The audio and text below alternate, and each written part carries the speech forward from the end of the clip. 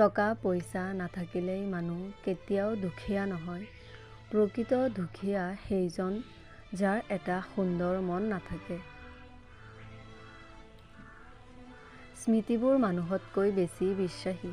মানুহে সংগ এৰি আঁতৰি গ'লেও তেওঁৰ স্মৃতিবোৰ মৰাৰ আগমুহূৰ্তলৈকে লগত থাকে।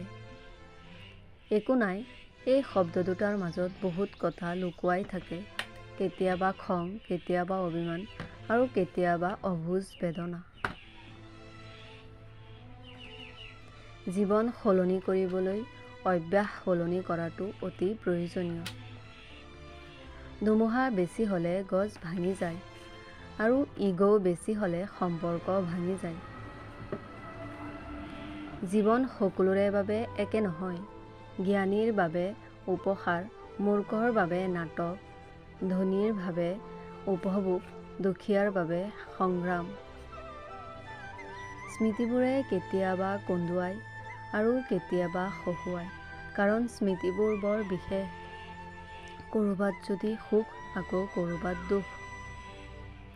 মানুহৰ মনৰ মাজত সোমাবলৈ বহুত সময়ৰ প্ৰয়োজন, কিন্তু মনৰ পৰা ওলাই আহিবলৈ এক মুহূৰ্ত সময় যথেষ্ট। মানুহৰ ওচৰত যিমানেই সহজলভ্য হ'ব, সিমানেই নিজৰ মূল্য হেৰুৱাব। মনত ৰাখিব, সহজলভ্য বস্তু মূল্যহীন হৈ পৰে।